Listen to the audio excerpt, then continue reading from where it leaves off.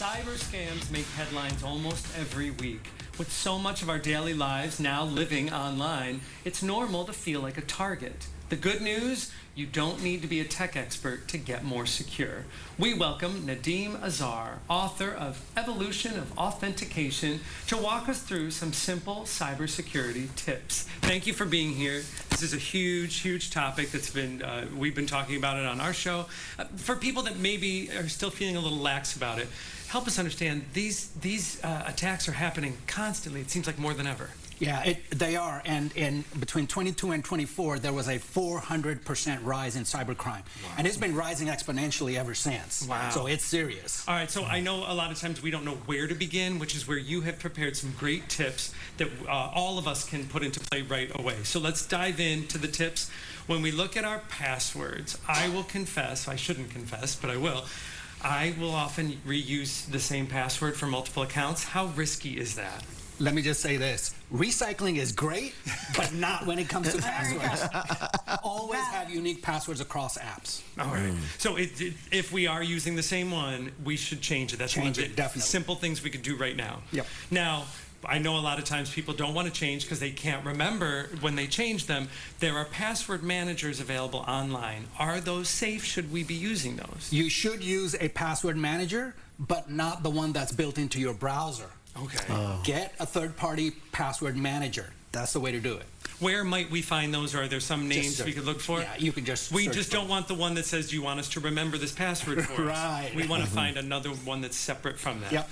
Otherwise, that's like writing the combination to the lock on the outside of the safe, right? Exactly. And there are several out there. If you search for it, you'll find plenty of them. Okay, great. Now, one phrase I know people may have heard of, MFA's multi-factor authentication. We may have heard of it, but we don't necessarily always know what it means. What does it mean, and do we need to use it? Basically, it means that you need something in addition to your password, like a PIN code or some kind of numbers or something like that, or a phrase even.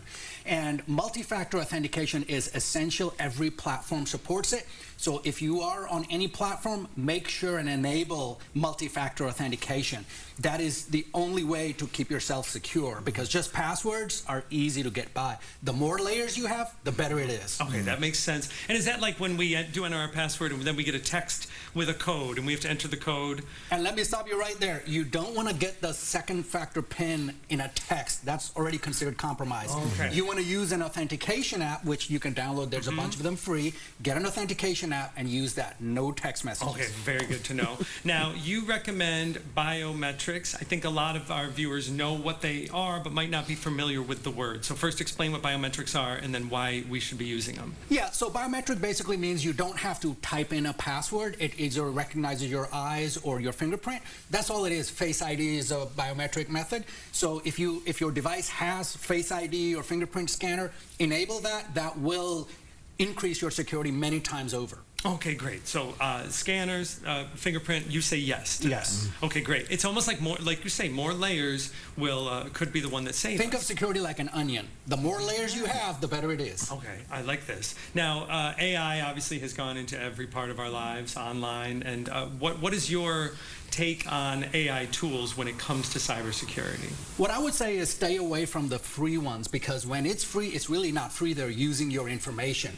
If you want to keep your information safe, pay for the lowest plan that's available and then go into settings and disable LLM training.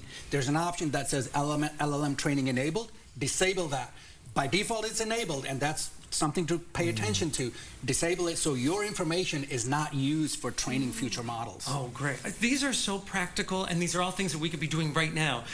Now, with our last time available, if there was one takeaway that you would love for our viewers to know, what would you say to them? The one thing that you want to remember is that whenever somebody creates urgency, you should pause. That's the thing, and this will serve you in life. A good mentor once told me, he said, Nadeem, time kills all deals. It's the same for scammers, right? Okay. So they want to close the deal quick, and if you can just pause, take your time, they're going to go to the next person. Gotcha. Great tips. Thank you. Great. You make it very accessible, and these are all things we could do right now to protect ourselves. You can learn more about cybersecurity and about the books that Nadeem has written on the topic. Visit his website, nadeemazhar.com.